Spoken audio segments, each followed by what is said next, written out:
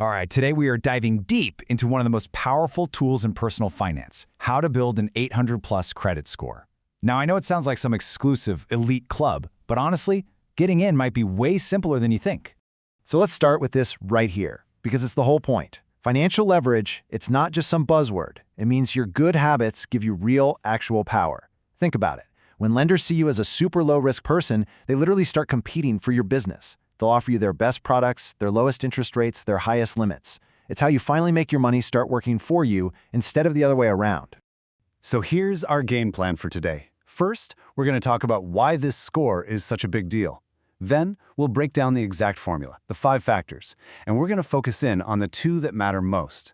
After that, we'll get into concrete, actionable steps to boost your score. And finally, we'll wrap up by talking about building the long-term habits that'll keep you in the 800 club for good.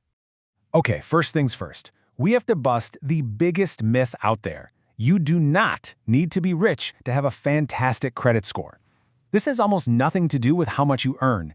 It's all about how strategically you manage the credit you've been given.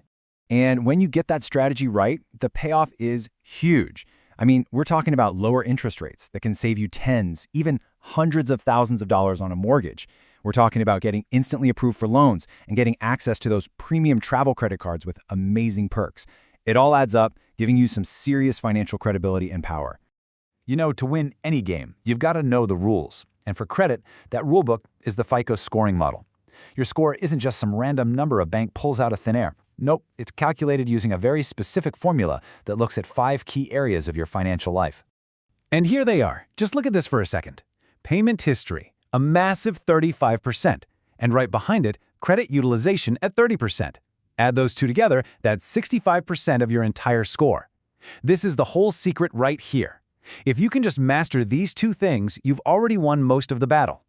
So, since those 2 factors have such a massive impact, let's think of them as our 2 primary levers. You know, if you want to move your score in a big, meaningful way, these are the 2 levers you need to be pulling first and pulling hardest.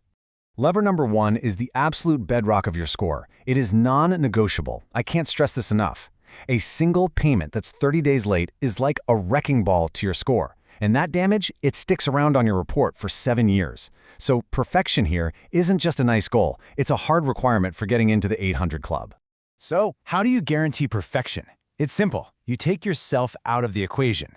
Human error, forgetting, being busy, whatever, is the single biggest threat to your payment history. The solution: set up automatic payments for at least the minimum amount due on every single one of your accounts.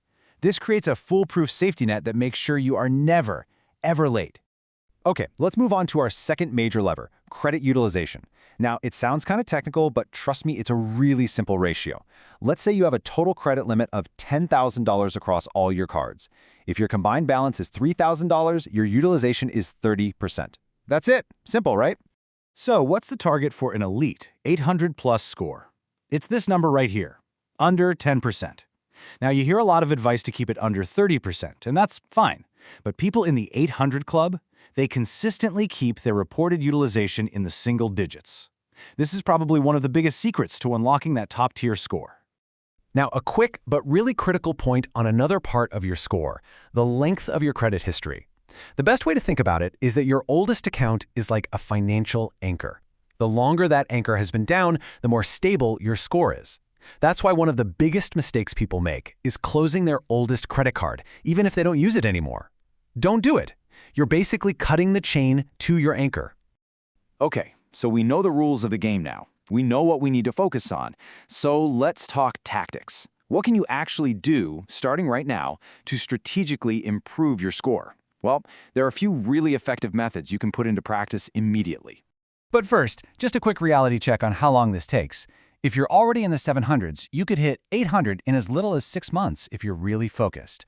Now, if you're starting from a lower score, yeah, it's going to take more time, but the exact same principles we're talking about still apply.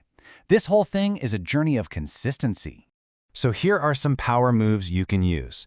The fastest way to see a jump is to pay down your balances to get under that 10% utilization mark.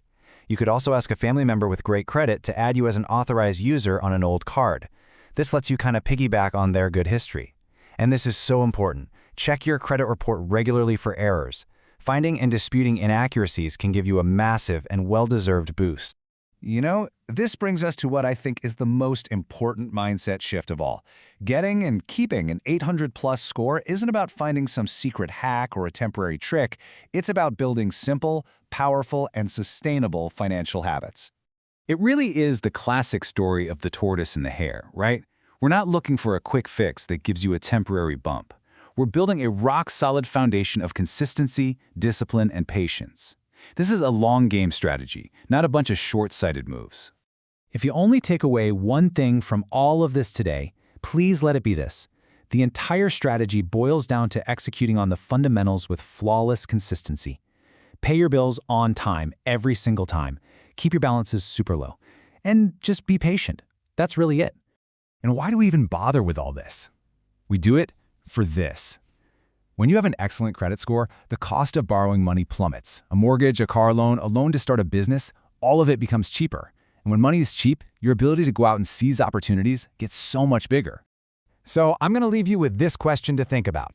Whether it's buying your dream home or starting that business you've always talked about, or maybe just achieving real financial peace of mind, what is the big opportunity that you're working towards?